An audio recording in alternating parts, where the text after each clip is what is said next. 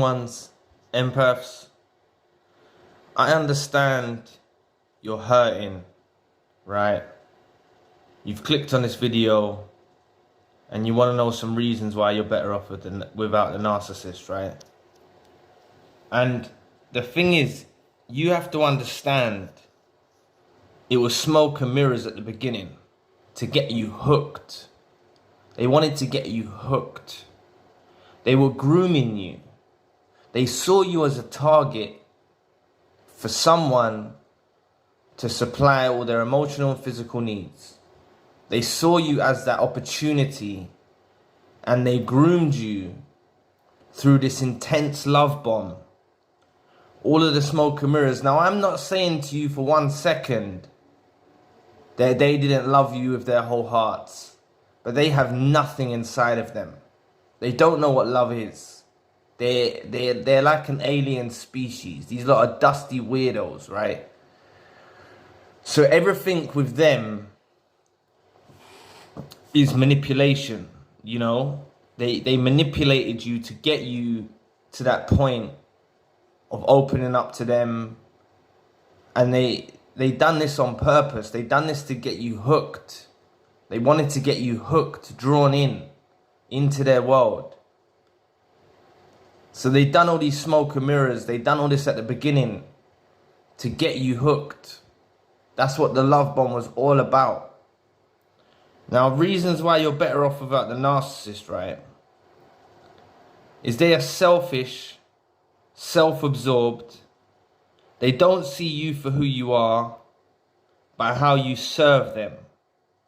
They don't care about anyone in their life. You know, they don't care about anyone. They're such selfish, despicable creatures. That's what they are.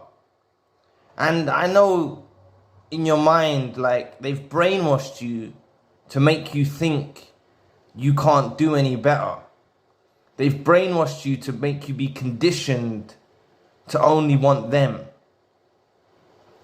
There'll come a time in your journey, like, maybe if the wounds are still fresh now, you'll be thinking, oh, I don't know how I'm going to get there. I don't want anyone in my life now. And I understand that. And the reason why you don't want anyone in your life is because you're a victim of abuse. You've gone through intense abuse from this individual, someone who pretended and masqueraded with artificial light, pretending they're your lover, pretending they're your companion, pretending they're your other half. And that's why I always say, you know, you're trauma bonded, but to break that trauma bond, you need to get it into the forefront of your mind, as I'll always repeat this, that they're a counterfeit soulmate. You know, this person saw you as an opportunity. They saw what you have in you, man. They saw what you have in you. They saw your potential. They know your potential. You know, if this person has cut you off and has, you know, gone to somewhere else, I've made many videos about that topic, but, you know, just give it time. They're going to make a reappearance, but you need to, I want to build you up to be strong enough so you don't let them back in when they resurface, because they're never done with you. But as I said, like, they're selfish, self-absorbed. They don't see you for who you are. They see you how you can serve them, you know, how you can provide all their emotional and physical needs. And they actually don't care about anyone in their own life, even their own children. They don't care about. They actually don't care. They're weirdos. They don't care. They don't care about their family. They don't care. It's all about them. It's all about them, you know, and you need to be on that train, you know, building towards what's for them. If you're not on that, you need to get off at the station, right? And that's why, you know, they've left us. They might have left you, or you've had to cut them off because it got too abusive, but they've kind of left you in the lurch a bit. And they always do this. They always do the discard or get so intense with abuse, like a reverse discard or whatever. I don't know, like, like a reverse discard. They kind of push you to the point where you need to get rid of them, like, and they do this because they have the shiny object syndrome. They think they can get this again. And I want you to understand, they're never going to find someone like you again in this life or the next life. They're not going to find no one like you again. You need to understand this. As a chosen one and as an empath, they don't find you every day. People in the comment section say, oh, what about they'll find another empath? It's highly unlikely. And these lot are so caught up on their past that they don't move with the future. Like, they're always thinking about yesterday. And, you know, the new supply won't equate to what you are. But another reason why you're better off without the narcissist is they don't listen, you know? Listening is the most important communication skill. If you can't listen, like, what is this? They don't listen to you. They don't hear you out. They don't reciprocate what you say. There's no reciprocity. Like, yeah, maybe in the beginning with the smoke and mirrors, they were listening to you and they were doing that, but they were listening to you in order to pick holes in you, in order to hear your weaknesses, in order to hear how you're vulnerable. You know, they wanted to hear those stories, or they wanted to get to know you, and they want to get to know you so deeply because they can't actually pair bond. So they need to get all this information and they gather it like intelligence in their brain only to use against you at a later date. They use everything you told them at the beginning against you. They you know, if you confided in this individual with your deepest, darkest secrets and your you know, your insecurities and stuff, they'll use this against you at a later date. They'll use this against you, you know.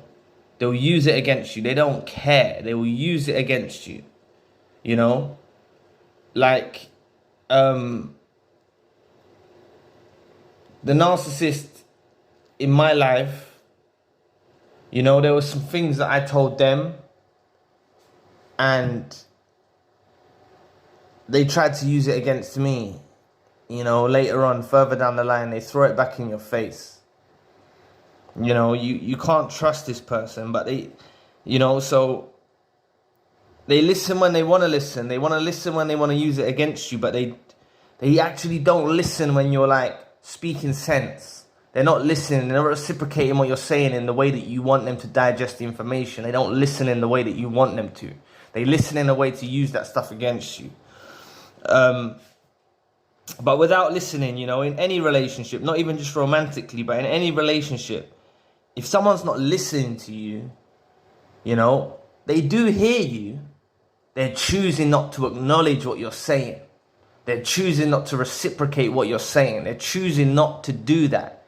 And by them choosing not to do that, they're basically saying what you're saying is meaningless, you know, like what you're saying has no leg to stand on. I don't even need to reciprocate it, or I'm going to put you on silent treatment. I don't even need to respond to you. You know, they try to devalue you through that way. And on the devaluing subject is they don't value you at all.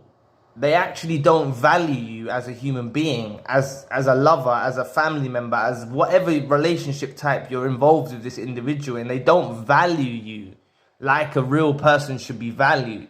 And you're high value. You're high value. I don't care what anyone's told you. I don't care what the narcissist has told you. If you've got empathetic abilities, right, I believe you're chosen to have those empathetic abilities, and you're high value, because not everybody's got these empathetic traits. These videos are made for people with empaths. You know, not everyone's got those traits, right? So you're blessed to have those traits, and these lot don't value you for that. You know, they don't value you at all. No matter what they've told you in the beginning, you know, with the smoke and mirrors time, you know, about, oh, you're the best thing they've ever had. They know you're the best thing they've ever had, but they ultimately don't value you, right? And another thing is they're rude. They're just rude individuals. They're just rude. They say some of the most hurtful stuff to try and cause you internal turmoil, to try and cause you pain and suffering. They'll say, like, you know, they'll say some of these most hurtful stuff, and that makes me remind me of the video I made earlier on today, like, about how they project. So if you want to check that out, how they project like dread and insecurities onto you, right?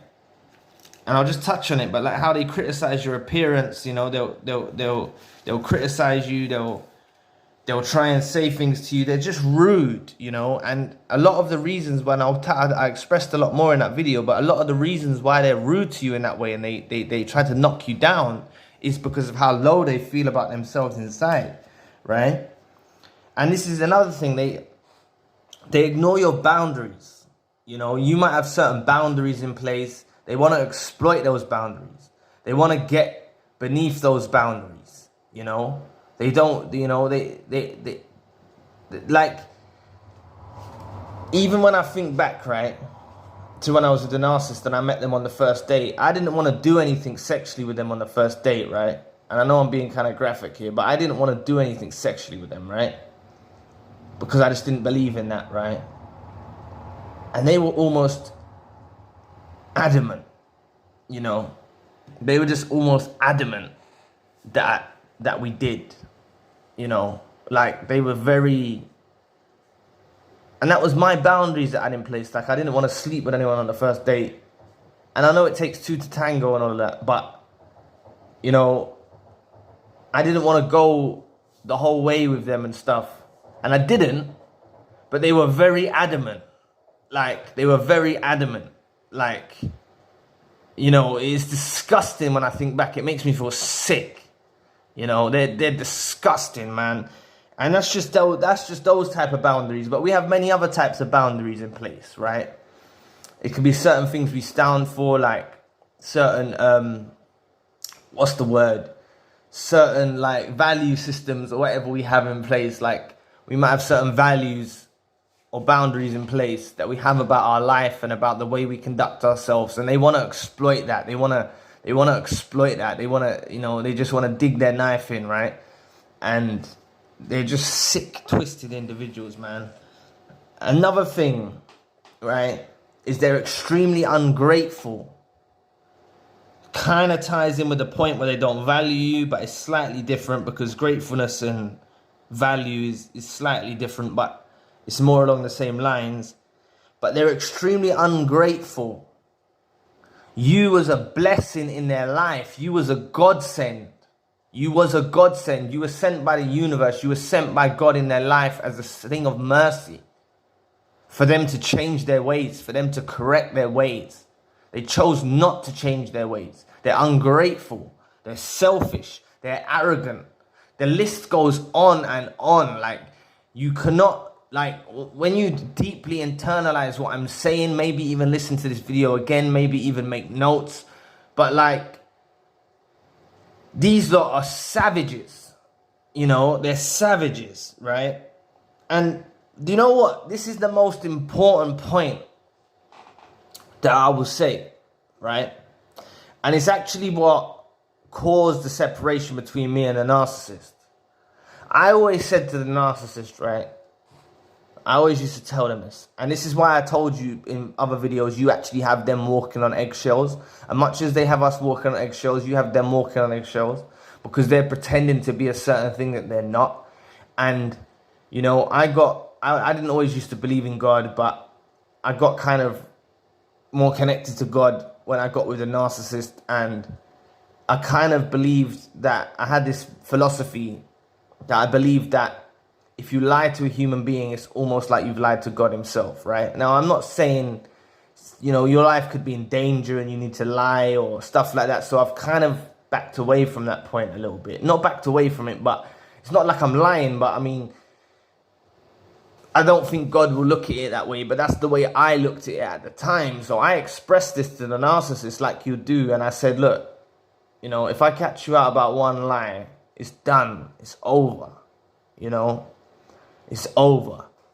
Like, and I told them this a few times, like, and they said the same thing back to me. Yeah, if I catch you out about one lie, like, it's over. And it's true because everything's built on trust and loyalty and stuff, right? Now, I'm not saying I'm perfect. I've told lies in my life and, you know, I'm not, no, those without sin can throw the first stone or whatever that saying is. You know, I've lied, yeah? I have lied in my life, but these lot are compulsive liars. And the thing is when I caught them out about the one lie, they saw a change in me. I backed away. I went home. Or when I went back to my father's, you know, I was starting work at a new job in a university. And I caught them out about one lie. And they kind of pleaded with me on the phone. They were like, no, I'm not lying. Like, it was just about, they were cutting me off on the phone. That was all it was about, right? And then I phoned them and then they answered and I said, you were just cutting me off. And they said, nah, I wasn't cutting you off. And they said, no, my phone does that. Like, you can ask my mum. Like, they're trying to make me ring their mum and ask their mum. And I said, like, and they just noticed the distance in my voice. Like, normally I would jump right in with something else and try and fix it. Or I'd jump in and I would normally rush around there if there was an argument, like, to try and fix the problem. And this night, I didn't rush around there. This night, I just stayed at my dad's, yeah? I didn't rush around there. Like, my dad and that used to say to me, how comes every time you come around, you get in an argument? They used to be insecure about a neighbor that lived near my house, right? They used to be insecure that I was seeing the neighbor and stuff, and I wasn't, yeah? The neighbor, I've known the neighbor since I was a child. We were like childhood friends, right? And it's not like I chilled with them or nothing, but they were just very insecure about, you know, because of the neighbor's looks and stuff like that. They were very insecure. And now I'm not saying I was interested in the neighbor. Like, I looked at the neighbor as like a sister, right? I didn't have anything sexual in my mind. I've never done anything sexual with the neighbor or nothing like that. But they were very insecure about the neighbor. So whenever I'd go to my dad's, I only see this back in retrospect. So whenever I go to my dad's, they would always make an argument and I would rush around there. But like I'm saying, on this given time, I didn't rush around there. And this is what I'm saying. They notice something in us, a shift in us. This is often when the discard comes. They realize it's too late. The relationship's run its course. They've noticed a change in us. They'll see this weeks before. They'll see a change in our attitude. They'll see this. They study us like a project. They study us like a university degree. They study us like, you know, they don't focus on their own lives. They're so preoccupied with focusing on you. You don't know how much they're preoccupied with focusing on you. And back to the point, they're ultimately liars. And they're so preoccupied and focused on you and living this life that they're pretending to be. Like, they're pretending to be something the whole time. They're pretending to be this person walking on eggshells around us, that when we eventually catch them out about something, they run scared. And this is oftentimes when they will discard because you've caught them out. And that's why I'm saying, like, after I caught them out about the lie, oh God, they unleashed a whole pack of lies, a whole smear campaign, a whole crazy story, getting me arrested when I started a new job. Like, nearly lost that job, but I managed to stay at that job, like, because the police wouldn't even let me phone my supervisor, you know, and I'd only been there one day and I missed the second day because I got arrested. They done some craziness, absolute craziness. They made me aware that they were hacking my devices. They made me aware, like, the things were moving on my tablet. They were just moving by itself. And it was clicking certain things. And I showed my sister. I remember showing my sister, like, look. And the device was all hot. The battery would drain out quick. It was hacked, right? And they kind of exposed everything they've been doing, right? They kind of exposed everything they'd been doing just because I caught them out about a lie. Now, I know that they regret that now. But at the time, they can put you through an intense abusive cycle once you actually call them out on their stuff. You know, that's why I've heard other content creators and other people that have dealt with narcissists say that if you're dealing with a narcissist and you're watching these videos and you're learning, you're a step ahead, because I wasn't watching these videos back then. But they say get out quietly, you know. Had I been in the situation now, perhaps I wasn't. I can't change what's happened, but perhaps maybe I would have packed my bags quietly, not said too much, and just got out clean, you know, because the way that I didn't even say it. Like, it was just in my attitude. It made them know that I've caught them out about lying. And they knew how strongly I felt about lying. And they just unleashed their wrath, man. They just unleashed all of every ounce of them was consumed with hatred, resentment, and they just sought revenge. They just wanted to cause pain. So they're liars. That's another reason why you're better off without the ex-narcissist, right? And also, they're critical. They're very critical of your achievements, of what you're doing in your life. They're very critical. Oh, you're not this. Oh, you're not good at that. Oh, you're not this. And they're projecting. I made a video about this earlier on. So if you want to check that out, I know I've said that twice now, but the narcissist projects their own dread and insecurities onto you. And this is kind of tying in with that point. How they're critical. They're critical of you because they're very critical of themselves. They're very critical of themselves. They've got low self-esteem, low self-worth, and they project this onto you. So to recap here, like reasons why you're better off about the narcissist, they're selfish and self-absorbed. You know, they don't see you for who you are. They see you not for who you are, how you can serve them. They don't care about you or anyone in their life. They don't listen. Listening is the most important communication skill. They don't value you. They're rude. They ignore your boundaries. They're ungrateful. The most important point, I believe, is they're liars and they're critical. Now, if you take this all into consideration, you'll understand how being alone is better off for you. Being alone, being separate, even if you don't have someone else, another companion, you haven't rushed into a new relationship, being alone for a period of time after this abusive cycle, you know, if you've been there for some years or months or whatever it is, however long you've been with them, decades even, you've been through intense abuse when you didn't even realize you were going through abuse. Now, I say the most key component to your future is spending some time alone, digging deep. You may feel dark, you may go through the hate process. You may go through you want to seek revenge. You may go through all of these feelings, these mixed emotions.